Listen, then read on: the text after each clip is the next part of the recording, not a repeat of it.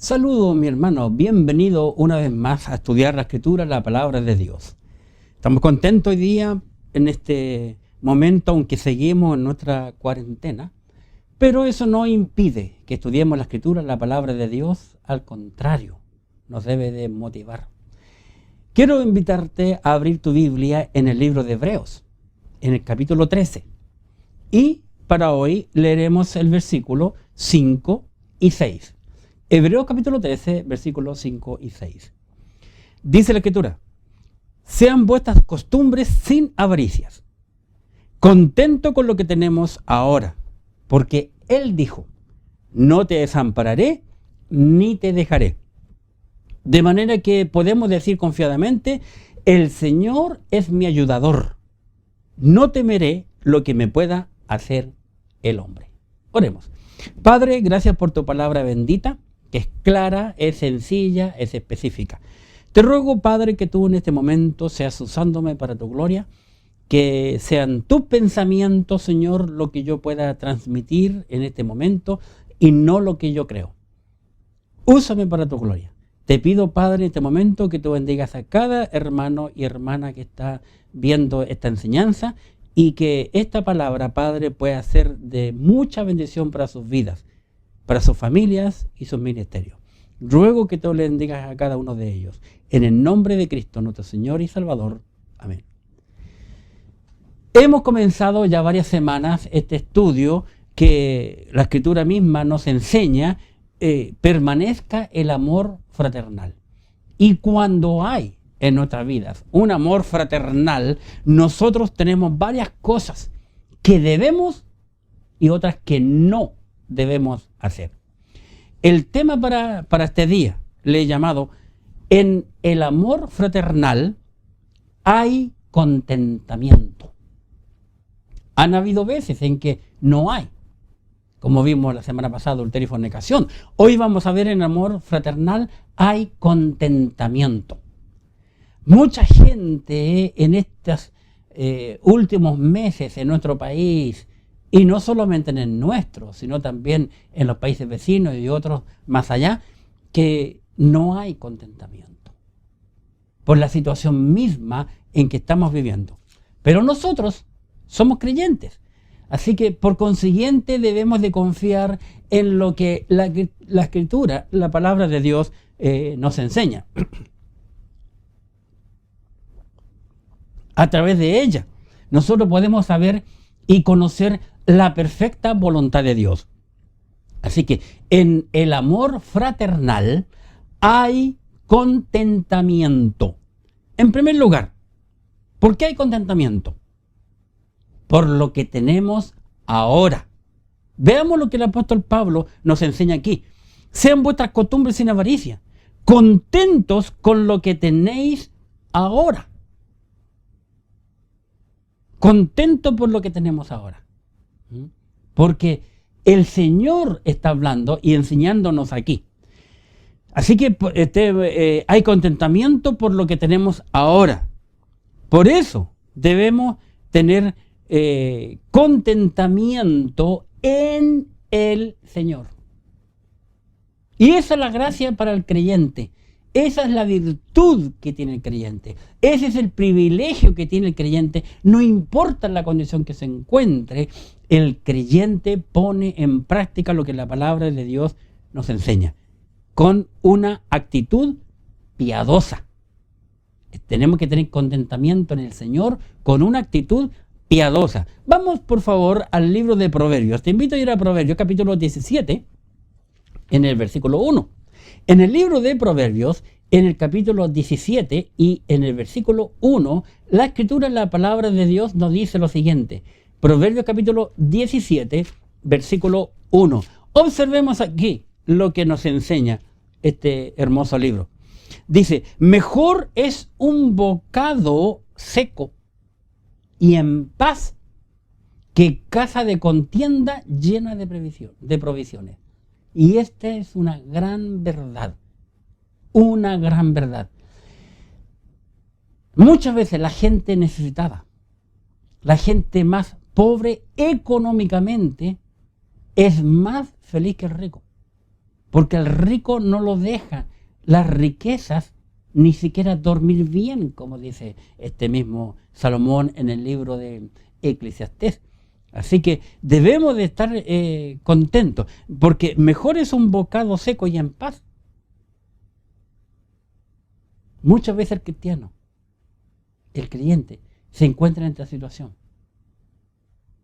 No está comiendo un sándwich con tantas cosas y tan sabroso, pero tiene paz interior.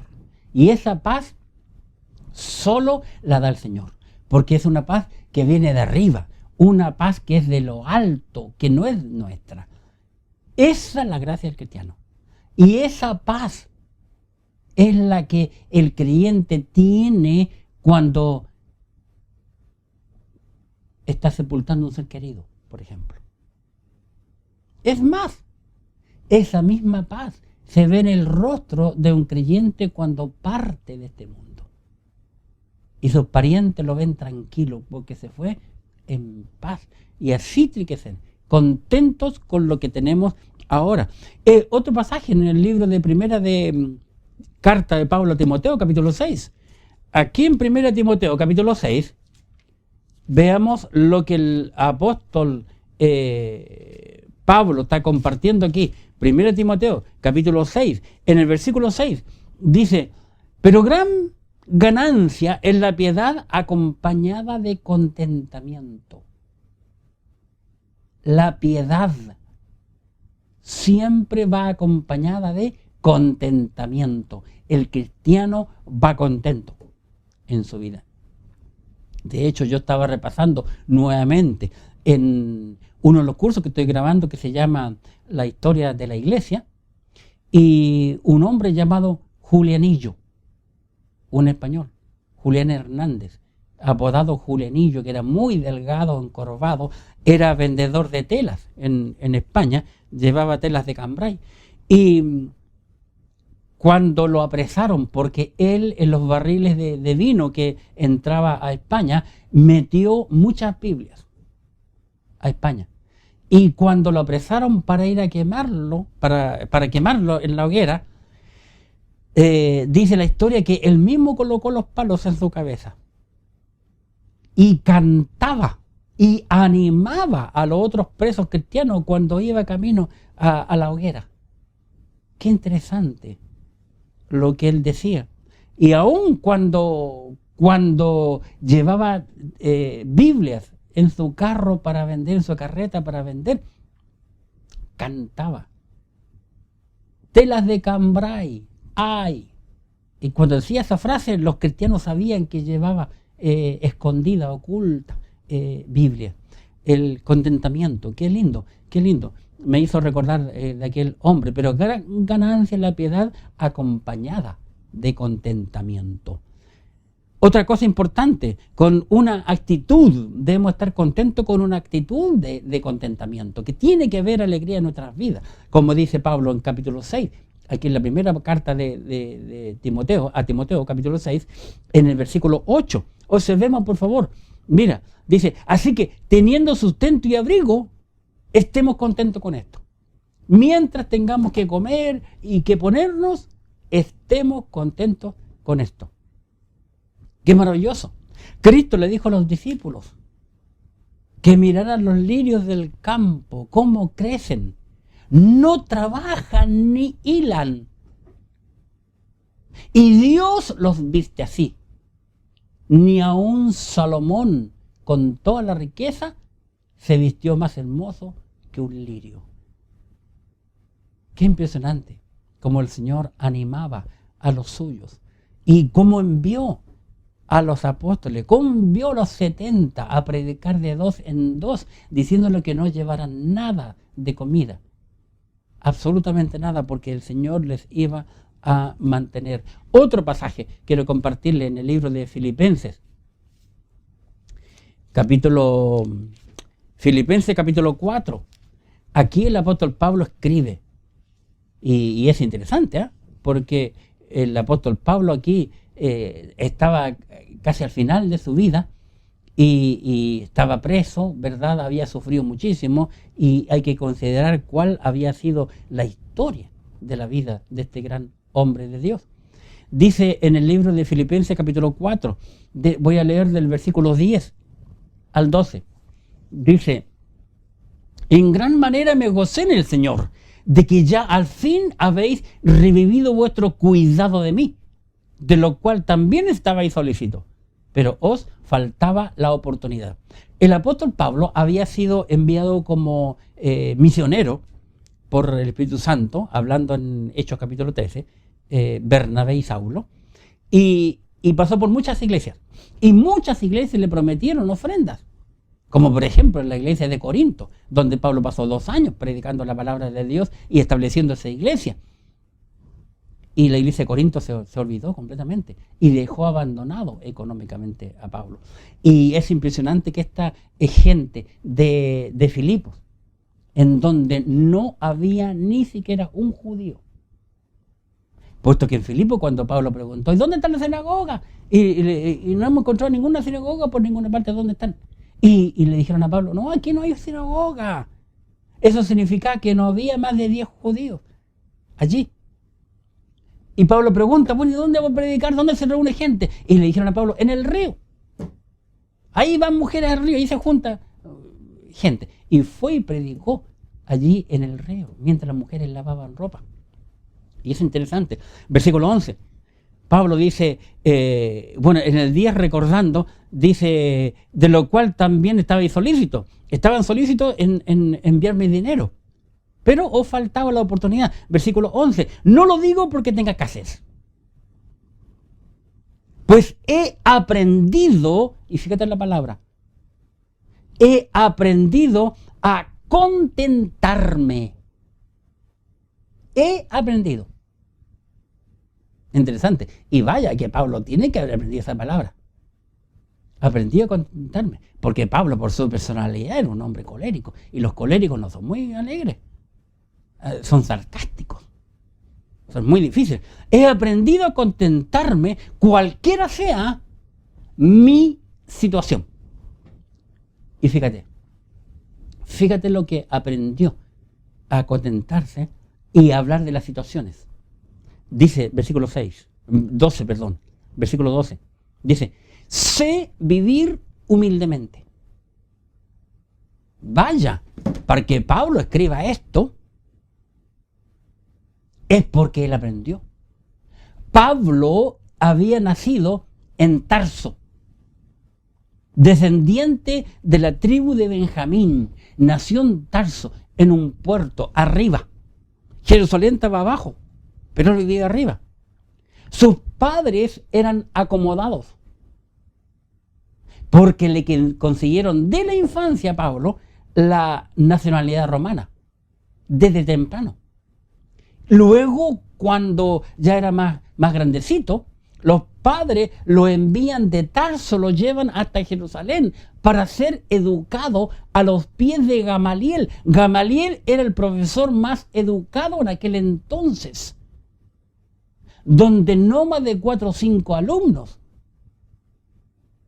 escuchaban sentados en el suelo a Gamaliel cuando le enseñaba. Ese era Pablo, un hombre que, podemos decir, lo tuvo todo en su niñez, en su infancia, en su juventud. Pero sin embargo, dice que aprendió a contentarse, a estar contento con cualquier situación en la que él estuviese. Sé vivir humildemente y sé tener abundancia, porque él creció en un lugar donde había abundancia. En todo y por todo estoy enseñado, así para estar saciado como para tener hambre, así para tener abundancia como para padecer necesidad. Qué triste. El hombre tiene que aprender, especialmente el cristiano. El Señor me ha dado el privilegio de recorrer muchas partes y he estado trabajando con gente pobrísima. Y si Dios lo permite, en enero vamos a estar trabajando. Recién anoche me comentó hermano Abner que por primera vez nos pidieron ayuda para hacer un operativo médico en Frutillar, al interior, donde hay muchos indígenas que están abandonados por la salud. Y se le va a llevar un operativo médico, pero tiene que ser la primera semana de enero. Nunca he estado con los mapuches y siempre quise estar con ellos, pero sí he estado con indígenas peruanos, con varios de ellos. Y se sorprenden. Cuando los hermanos peruanos le dicen que yo soy chileno, se sorprenden. ¿Cómo un chileno se sienta y a comer con ellos? Me recuerdo un matrimonio viejito que conocí hace unos años atrás, que el año pasado fue a visitarle, pero lastimosamente ella, la viejita, falleció. Era la esposa del mandamás, ya no me acuerdo cómo se llama, el mandamás de los indígenas en ese lugar, que fui especialmente a verlos, a visitarlos a ellos, porque me trataron muy bien. Muy bien. Y Pablo. Y cuando yo andaba por esos lugares me hacía acordar de Pablo aquí. Y he aprendido. Esa es la clave.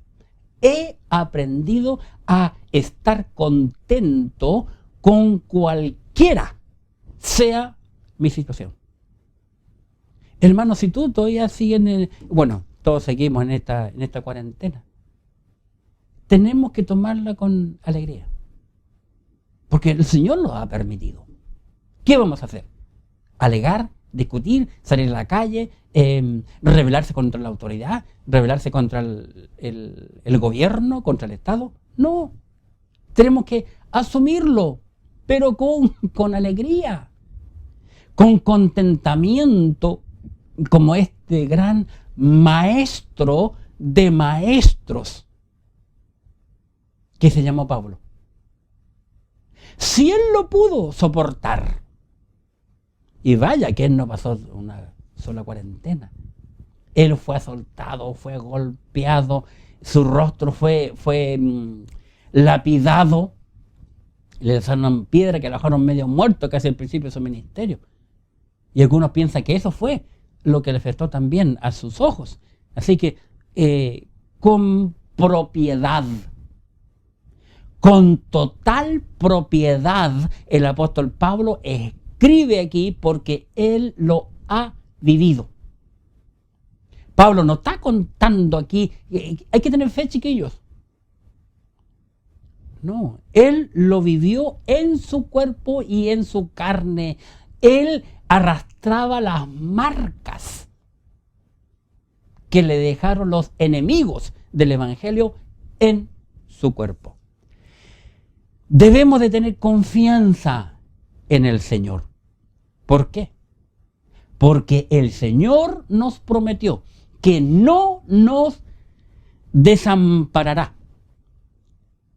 Pablo escribía en Hebreos capítulo 13, versículos 5 y 6, contentos con lo que tenéis ahora, porque Él dijo, no te desampararé ni te dejaré. Así que nosotros debemos de estar contentos y confiar en el Señor, porque Él no nos va a desamparar. ¿Qué es interesante? Cuando Moisés estaba llegando al fin de su ministerio, la Escritura nos dice que él ya sentía que le estaba quedando poca vida y era tiempo de partir. Y quiero mostrarte un pasaje que me impresionó en cuanto a este tema que estamos hablando. Se encuentra en el libro de Deuteronomio, por favor, en la repetición de la ley. Eso significa Deuteronomio, que se le repite la ley a todos los hombres y mujeres que nacieron en el desierto. Recuerden que pasaron 40 años en el desierto. Aquí en el capítulo 31 de Deuteronomio 31, y quiero mostrarte lo que este bendito hombre Moisés dice antes de partir de este mundo, porque el Señor se lo llevó. El Señor se lo llevó, lo mató y nadie sabe dónde está sepultado, para que no le adoren su tumba. 31, Deuteronomio 31, en el versículo 6, en cuanto a que debemos de aprender a confiar en el Señor. Este hombre le dice al pueblo y a Josué, dice 31:6, esforzaos y cobrad ánimo. No temáis, ni tengáis miedo de ellos, todos los enemigos que estaban alrededor. Porque Jehová, tu Dios, es el que va contigo. No te dejará, ni te desamparará. Estos versículos que estamos estudiando de Hebreos capítulo 13, versículo 5, están basados en esta historia.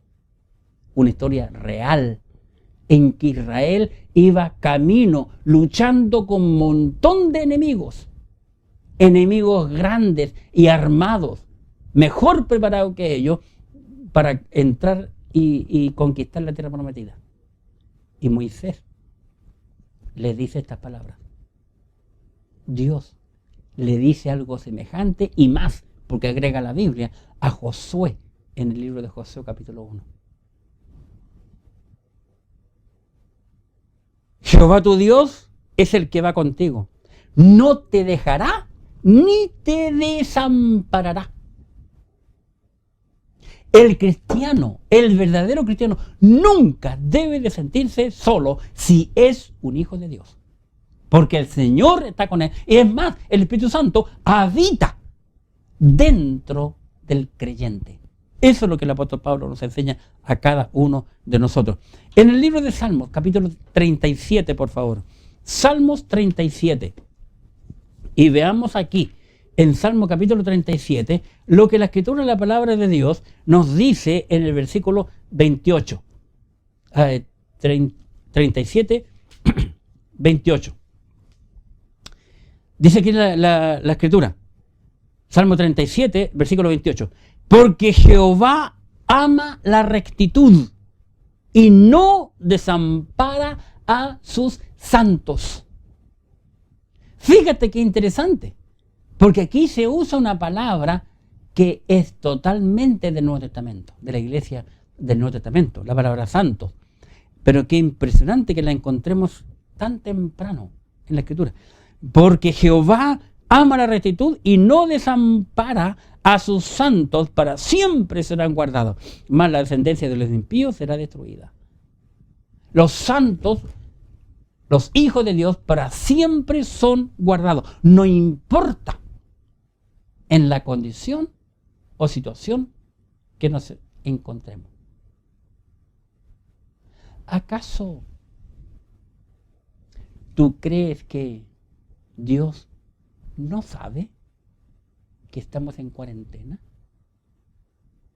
¿Acaso tú no crees que Dios sabe que ahora no nos podemos congregar en el templo? Claro que lo sabe. Pero es ahora es donde nosotros debemos seguir viviendo para Él. Debemos aprender. Como dijo Pablo en Hebreos, que lo citó de Moisés en Deuteronomio. Así que debemos aprender a confiar en el Señor. Él no nos desampara. ¿A quién desampara? El Señor.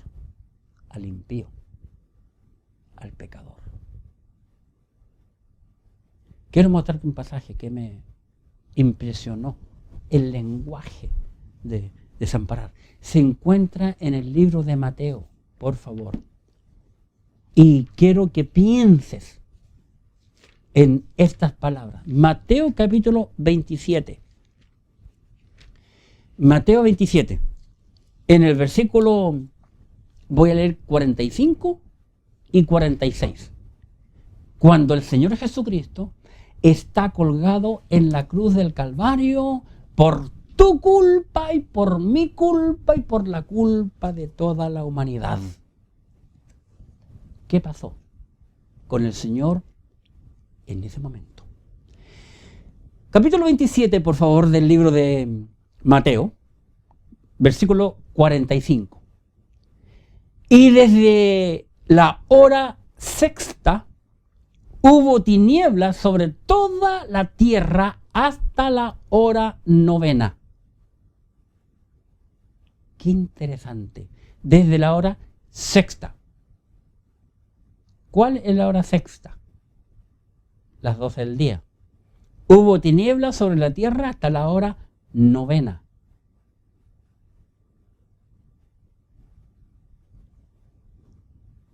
Tres horas de oscuridad, de densa oscuridad. Yo creo que fue la oscuridad como la oscuridad que tuvo Egipto cuando Dios envió esa oscuridad de tinieblas. Versículo 46. Cerca de la hora novena, Jesús, las 3 de la tarde ya, Jesús clamó a gran voz diciendo: Elí, Elí, lama sabactani. Esto es: Dios mío, ¿por qué me has? ¿Qué dice? No te escuché. ¿Qué palabras son?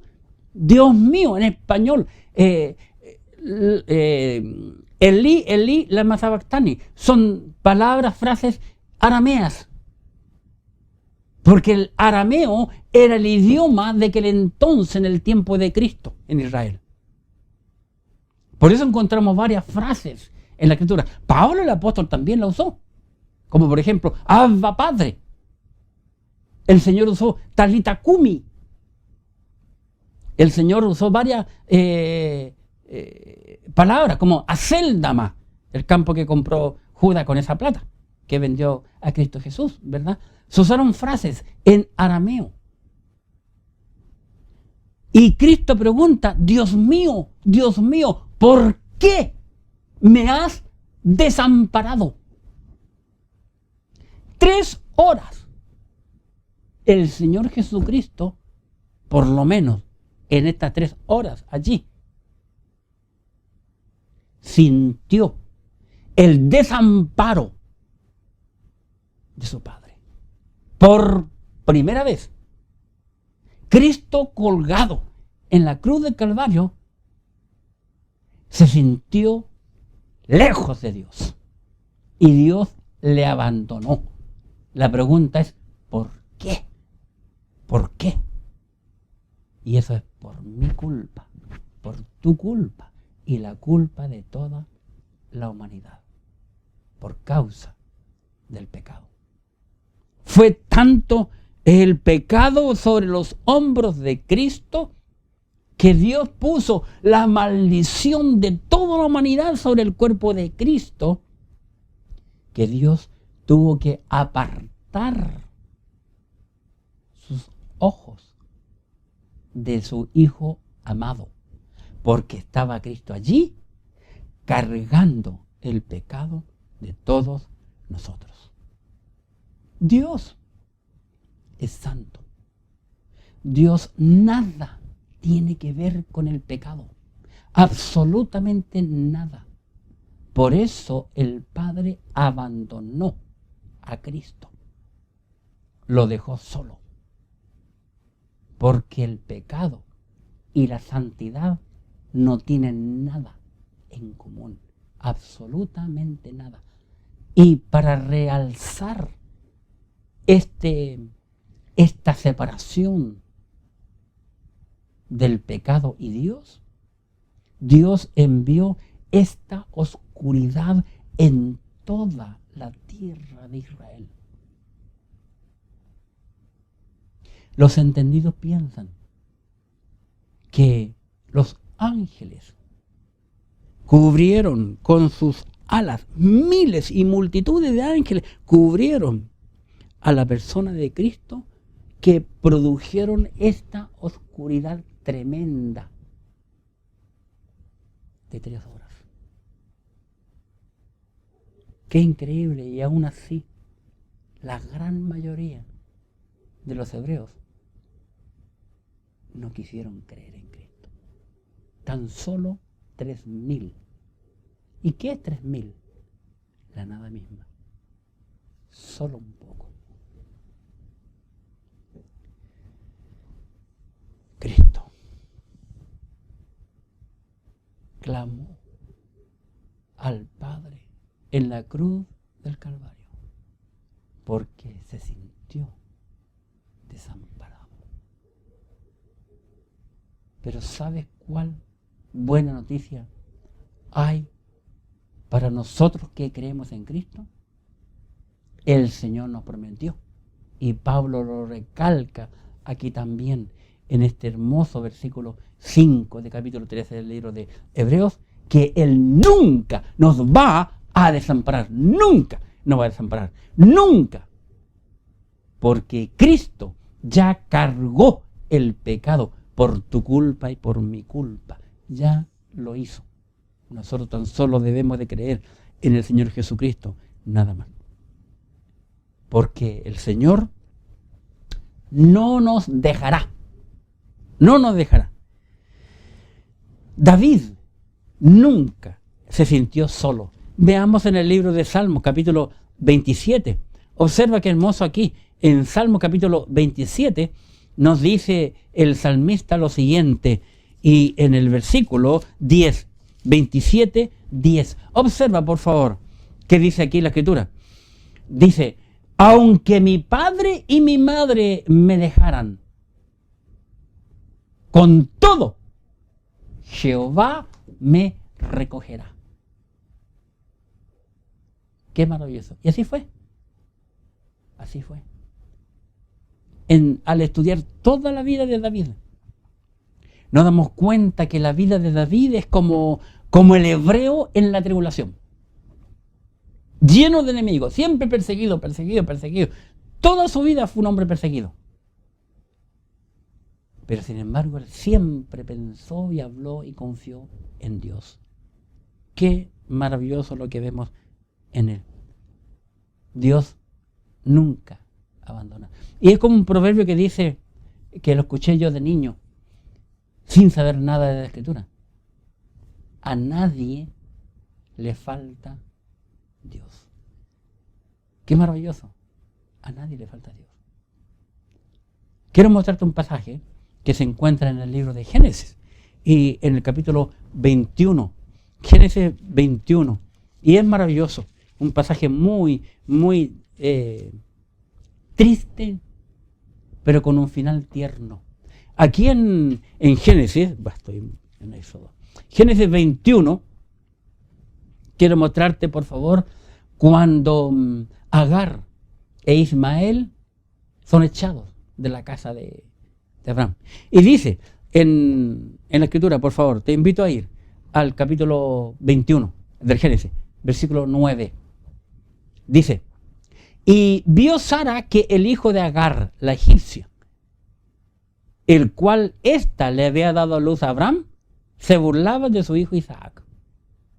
Y ahora, bueno, ya entendemos la historia. Mejor no me voy a meter mucho en la historia. No me gusta meterme mucho en la vida ajena. Versículo 10, sigamos. Por tanto, dijo a Abraham, Sara dijo a Abraham: echa a esta sierva y a su hijo, porque el hijo de esta sierva no ha de heredar con Isaac mi hijo. Este dicho pareció grave en gran manera a Abraham a causa de su hijo. Entonces dijo Dios a Abraham: no te parezca grave a causa del muchacho y de su sierva. En todo lo que te dijere Sara, oye su voz, porque en Isaac te será llamada descendencia. Le dice Dios a Abraham. 13. Y también del hijo de la sierva haré una nación, porque es tu descendencia. Entonces Abraham se levantó muy de mañana y tomó pan y un odre de agua y lo dio a Agar, poniéndolo sobre su hombro, y le entregó el muchacho y la despidió. Y él salió y anduvo errante por el desierto de Berseba. Y le faltó el agua del odre. Y echó al muchacho debajo de un arbusto y se fue y se sentó enfrente a distancia de un tiro de arco, porque decía: no veré cuando el muchacho muera. Y cuando ella se sentó enfrente, el muchacho alzó su voz y lloró. Qué triste. Es penoso esta situación, muy penoso. ¿Qué culpa tenía el muchacho? 17.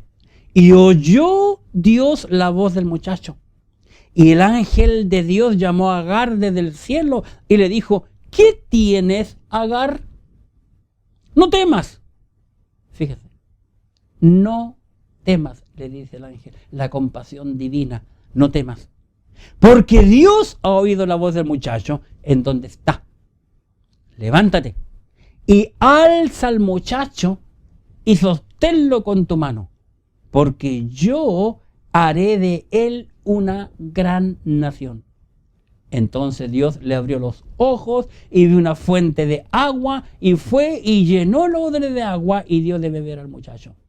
Y Dios estaba con el muchacho y creció y habitó en el desierto y fue tirador de arco.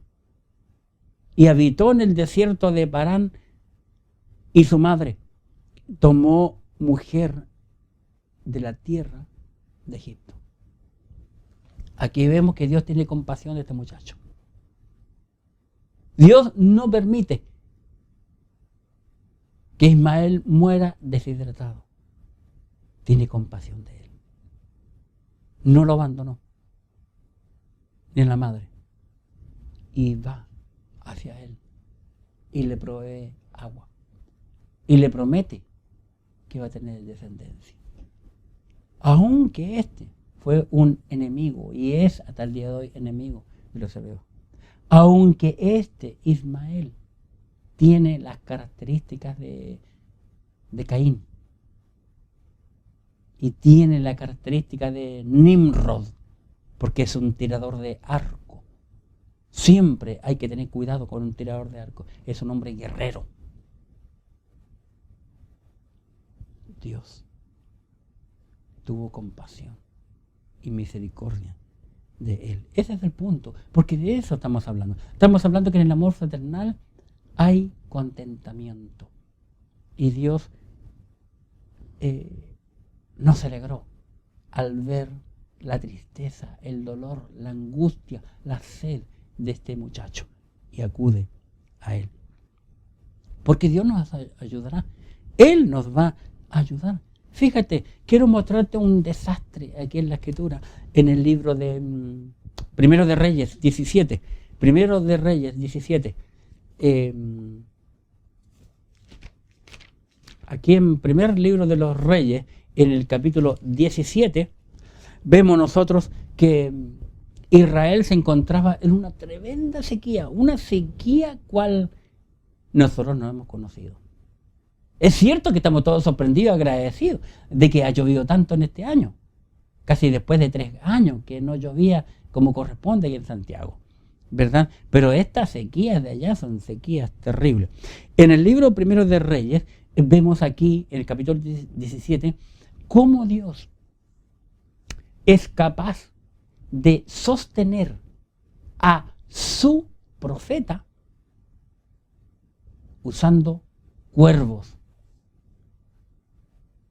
Sí, cuervos, escuchaste bien, animales de rapiña. Vamos a mirar, capítulo 17, por favor, versículo 1. Dice, entonces Elías Tisbita, que era de los moradores de Galaad, dijo a Acab el rey, vive Jehová Dios de Israel, en cuya presencia estoy, que no habrá lluvia ni rocío en estos años, sino por mi palabra. Y vino a él palabra de Jehová diciendo a Elías, apártate de aquí y vuélvete al oriente y escóndete en el arroyo de Querit, que está frente al Jordán.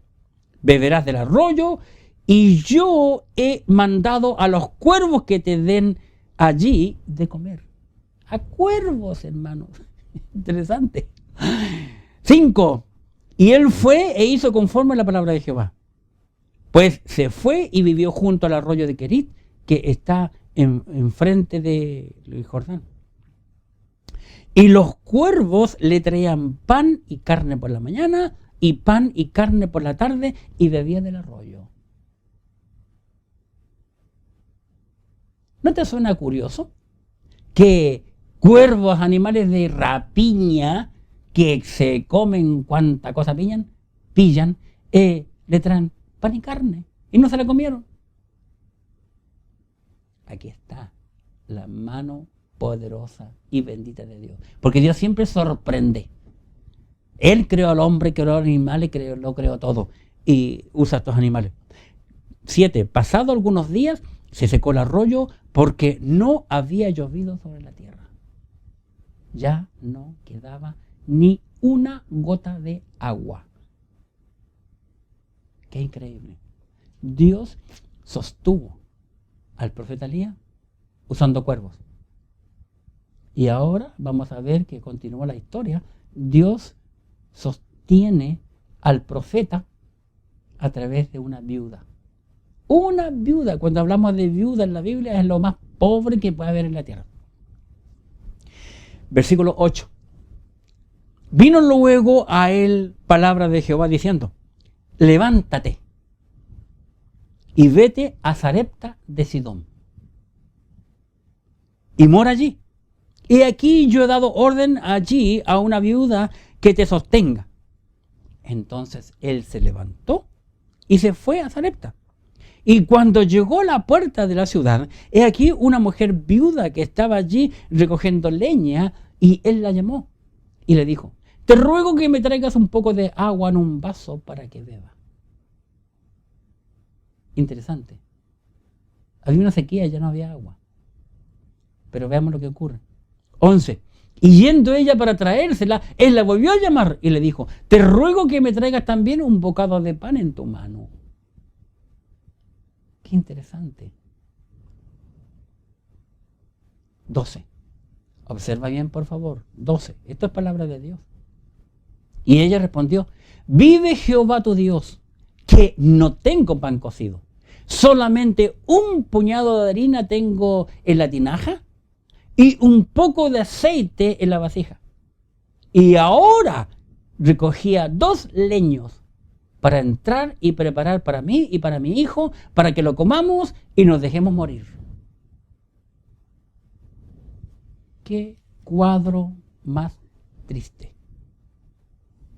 Está dibujado en una escena de sequía. Una sequía total. Aquí lo vemos.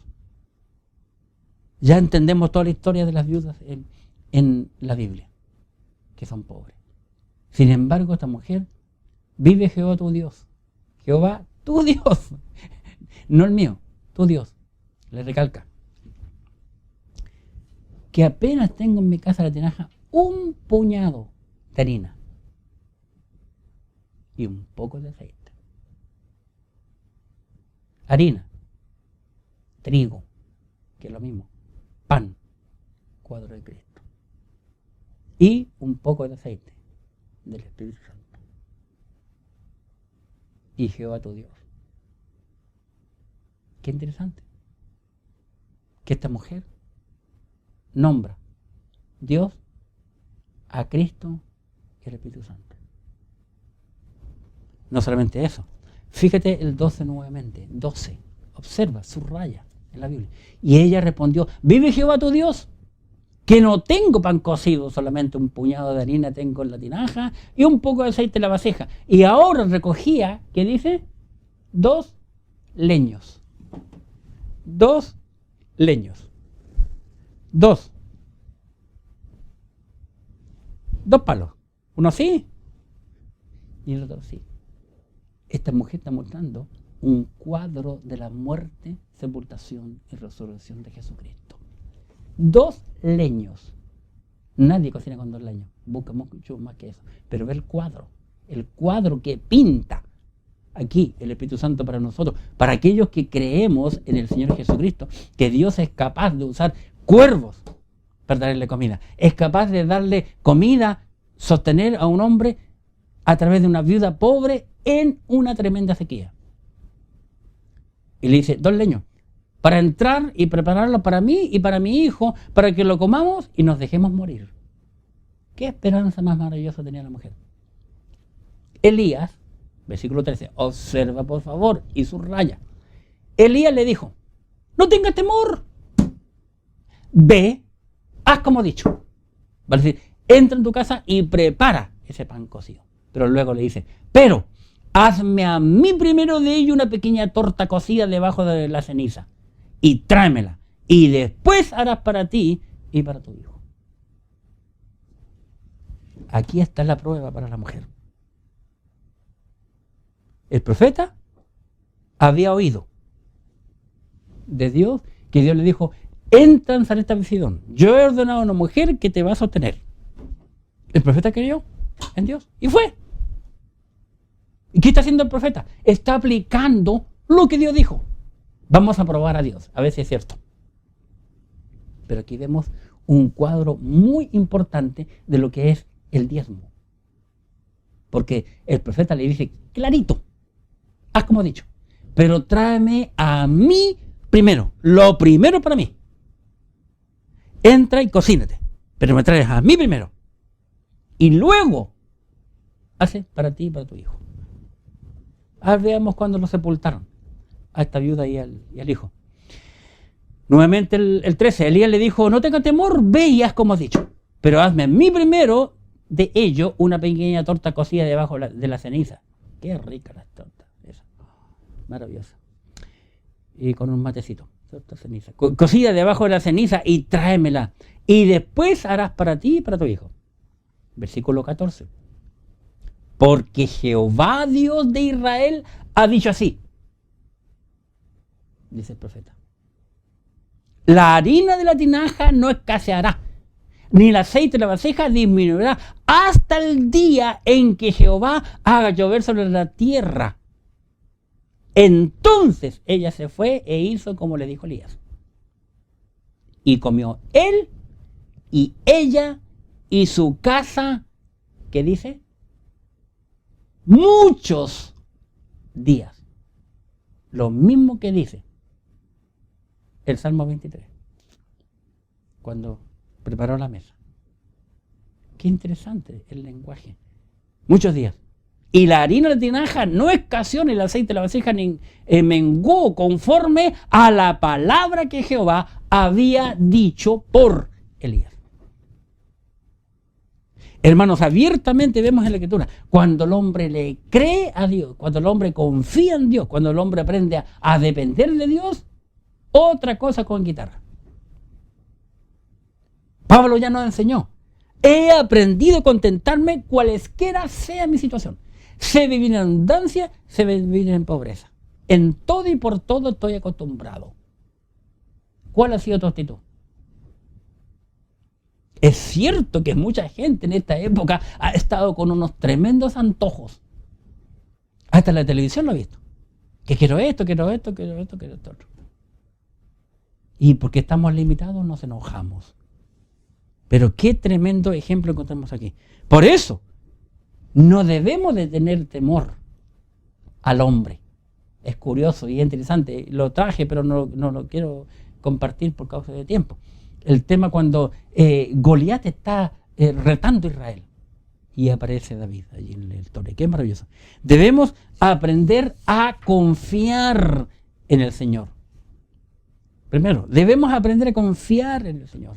¿Cuándo aprendemos a confiar en el Señor? Cuando aprendemos a creer en el Señor. Si tú no crees en el Señor, jamás vas a aprender a confiar en Él.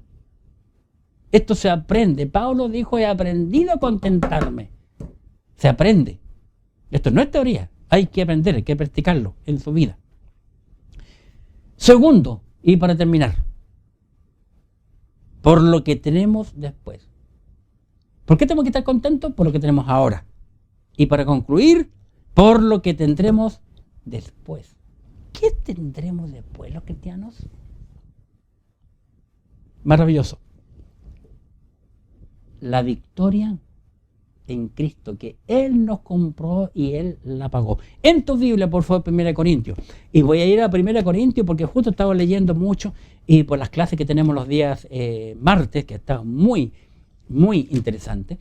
Y justamente entramos a estudiar el día martes recién pasado un repaso de los capítulos de 1 Corintios. Y allí le comenté a mis hermanos que hay un libro muy bueno que yo leí hace años atrás, mucho antes de entrar a estudiar el Instituto Bíblico, que aprendí después, pero mucho antes. Ese libro, La Catástrofe de Corinto, que es muy buenísimo, muy bueno. e interesante, por eso que me quedó dando vuelta el Corintio, como lo estuvimos leyendo esta última semana. 1 Corintios capítulo 15, versículo 57. 15:57. Observa por favor, ¿qué nos espera? ¿Qué tendremos después? La victoria. 15:57. Dice, mas gracias sean dadas a Dios, que nos da la victoria por medio de nuestro Señor Jesucristo. Y ya lo vimos. La victoria con Pablo, la victoria con Elías, cómo Dios le bendijo y le suplió, ¿verdad? David lo entendió, aunque mi madre y mi padre me dejen, Jehová nunca lo hará, ¿verdad? La victoria, tenemos victoria, más gracias sean dadas a Dios, que nos da la victoria por medio de nuestro Señor Jesucristo. Cristo sufrió el abandono del Padre por mi culpa, por la culpa de la humanidad, para que tú y yo tengamos victoria. Figúrate, ¿lo habías pensado alguna vez así? ¿Qué tendremos? La resurrección de entre los muertos. Hablando del libro de 1 Corintios, yo les compartí a los hermanos que la verdad que los creyentes en Corinto eran muy carnales, y entre otras cosas que tenían los creyentes de Corinto que no creían en la resurrección de los muertos. No lo creían. Y por eso es que Pablo tiene que incluir y les habla acerca de la resurrección de los muertos y principalmente la resurrección de Jesucristo. Si nosotros, los cristianos, los que creemos en este bendito libro, no creemos en la resurrección de los muertos, no somos salvos. Porque lo que compra nuestra salvación fue la resurrección de Jesucristo, el milagro más grande que el mundo ha visto. Porque todos los otros, los que resucitaron en el Antiguo Testamento, alguien los resucitó. Y los que resucitaron en el Nuevo Testamento, que fueron los mínimos, alguien los resucitó. Pero todos ellos volvieron a morir. A Cristo no lo resucitó nadie, fíjate. Fíjate que cuando van subiendo las mujeres a la tumba para ungir el cuerpo del Cristo muerto, y van subiendo el cerro y se dicen unas a otras las mujeres, uy, ¿qué nos va a remover la piedra que es tan grande? No se le ocurre invitar a ningún hombre. ¿Y cuál fue la sorpresa? Al llegar arriba la piedra estaba corrida. Cristo no necesitó que nadie le dijera, Jesucristo, sal fuera. Él resucitó solo. Y la puerta de la tumba, la piedra se corrió, no porque saliera Cristo, porque Cristo salió con un cuerpo glorificado, sino para que entraran los hombres a ver que Él ya no estaba. Son cosas muy importantes cuando estudiamos la Escritura, la palabra de Dios. La resurrección de Jesucristo. En el mismo capítulo 15 del libro de Corintios, en el versículo 20, por favor, 15-20. Y observen lo que dice aquí. 1 Corintios 15, versículo 20. Dice, mas ahora Cristo ha resucitado de los muertos. Pablo le dice a los cristianos ahí en Corinto, mas ahora Cristo ha resucitado de los muertos, primicia de los que durmieron es hecho. Porque por cuanto la muerte entró por un hombre, también por un hombre la resurrección de los muertos. Porque así como en Adán todos mueren, también en Cristo todos serán vivificados. Pero cada uno en su debido orden. Cristo, las primicias. Luego los que son de Cristo en su venida. Así que Él es claro. Pablo es clarito en enseñarle y recalcarle, porque los corintios no creían en la resurrección de los muertos. Se creían muy espirituales. Se creían que tenían todos los dones. Estaban orgullosísimos porque hablaban en lengua.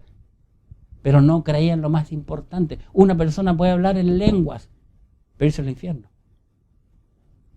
1 Corintios capítulo 15, versículo 51. He aquí os digo un misterio. No todos dormiremos, pero todos seremos transformados. Pablo creyó que el rapto de la iglesia era inminente, iba a ser ya luego, pronto, inmediato casi. Pero él lo creyó. Así que no todos dormiremos, pero todos seremos transformados. Así que Pablo creía en la resurrección de entre los muertos. 52. En un momento, en un abrir y cerrar de ojos, a la final trompeta, porque se tocará la trompeta, los muertos serán resucitados incorruptibles y nosotros seremos transformados, porque es necesario que esto corruptible se vista de incorrupción y esto mortal se vista de inmortalidad. Pablo creyendo totalmente en la resurrección de los muertos y especialmente en la resurrección de Cristo, que nos redime de todo pecado e inmundicia. ¿Qué más nos espera?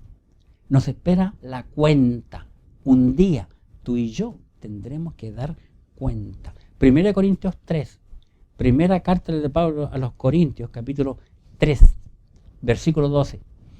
Veamos qué dice, 3:12. Y si sobre este fundamento, ¿cuál fundamento? Cristo, que lo dice en los versículos antes. Y si sobre este fundamento alguno edificare oro, plata, piedra preciosa, madera, heno, hojarasca, la obra de cada uno se hará manifiesta, porque el día la declarará, pues por el fuego será revelada. Y la obra de cada cual sea, de cada uno cual sea, el fuego la probará. Aquí Pablo está diciendo, y hace una comparación de todas las obras que nosotros hacemos en dos grupos. Primero da el grupo en que el fuego, al aplicarle a esas tres primeras obras, el fuego purifica más aquellas obras. Oro, plata y piedra preciosa. Y luego el otro grupo pone obras que el fuego las consume con rapidez. Madera, heno u hojarasca. ¿En qué estamos nosotros edificando nuestra vida y mostrando frutos? ¿Los frutos en qué están siendo basados? Qué interesante. La cuenta. Vemos aquí también la recompensa, espera recompensa. Versículo 14. Y si permaneciere la obra de alguno que sobreedificó, recibirá recompensa. La recompensa. Pero también para unos cuantos que no quisieron creer, que vivieron la vida cristiana a la loca, ¿verdad? Van a sufrir pérdida. El versículo 15, 3:15. Si la obra de alguno se quemare, él sufrirá pérdida. Si bien él mismo será salvo, aunque así como por fuego. No va a tener nada, ninguna obra que ofrecerle en gratitud al Señor Jesucristo. Para concluir, recuerden, en el amor fraternal hay contentamiento. Ese es lo que hemos visto hoy. Para concluir, los cristianos no debemos de enojarnos. Y la verdad que muchas veces somos muy enojones, ¿verdad? Eclesiastés, capítulo 7. Proverbio Eclesiastés. Eclesiastés, capítulo 7. Veamos qué dice Eclesiastés 7, versículo 9. 7:9. Dice, no te apresures en tu espíritu a enojarte, porque el enojo reposa en el seno de los necios. No te apresures en tu espíritu a enojarte, porque el enojo reposa en el seno de los necios. Los cristianos no debemos de enojarnos. Los cristianos que guardamos los mandamientos no experimentaremos ningún mal. Qué interesante. Capítulo 8 de Eclesiastés, versículo 5. Eclesiastés 8:5. El que guarda el mandamiento no experimentará mal. El que guarda el mandamiento no experimentará mal. El corazón del sabio discierne el tiempo y el juicio. Los cristianos debemos servir al Señor con todo lo que tengamos a nuestra mano. Porque recordemos, nada es nuestro. Y ya dijimos, los mensajes anteriores, como dijo Job, cuando nos moramos, ¿qué nos vamos a llevar? Nada. Desnudo sale el vientre de la madre y desnudo volver allá. Jehová dio, Jehová quitó, o sea, no, de Jehová bendito. Capítulo 9 de Eclesiastés. Eclesiastés capítulo 9, versículo 10. 9:10 de Eclesiastés. Todo lo que te viniere a la mano para hacer, hazlo según tus fuerzas. Todo lo que te viniere a la mano para hacer, hazlo según tus fuerzas. Porque en el sepulcro, a donde vas, no hay obra, ni trabajo, ni ciencia, ni sabiduría. ¿Qué es mejor? ¿No es mejor vivir la vida cristiana contento y disfrutarla? Y confiar en el Señor, en lo que Él nos ha mandado. Dejemos atrás las tonteras que nos impiden ser un cristiano contento. Hay muchas cosas. La verdad que uno puede predicar de muchas cosas. Pero bueno, el Señor puso esto en mi corazón para que yo pueda compartir contigo. Hermanos, alegrémonos. Alegrémonos y vivamos la vida contentos. Dando gracias a Dios por todo. Porque Él nunca nos va a desamparar y nunca nos va a dejar. Que Dios bendiga su bendita palabra. Te animo a continuar en la vida cristiana sirviendo al Señor con lo mejor que tú tienes, con lo mejor que tú sabes hacer. Ponlo en las manos del Señor y Dios va a bendecir ricamente tu vida. Oremos. Gracias, Padre, te damos por tu amor, tu misericordia, por las promesas eternas que vemos que no cambian. Al contrario, Padre, tu palabra se vuelve a repetir lo que se dijo en el Antiguo Testamento en el Nuevo y vemos tu fidelidad tal y cual apareció por primera vez en el Antiguo Testamento. Pablo nos ha enseñado mucho. Y él poniendo su propia vida como ejemplo. Y si él pudo, nosotros también podemos, Padre. Perdona nuestros pecados y nuestras faltas. Perdona nuestra desconfianza, Padre. Y enséñanos a través de tu palabra a ser conformados a la imagen de Cristo y ser un creyente contento como lo fue Pablo. En el nombre bendito de Jesús, tu Hijo, te pido, mi Dios, que tú bendigas a cada hermano que ha estado viendo este mensaje. Bendiga su vida, su trabajo, su familia, su ministerio, su todo. En el nombre de Cristo Jesús, tu Hijo amado, nuestro Señor. Amén. Que Dios te bendiga, mi hermano. Nos vemos la semana entrante y que tengas una linda semana bendecida junto a los tuyos. Muchas gracias por tu atención y espero que tu vida haya sido edificada. Que estés bien. Muchas gracias.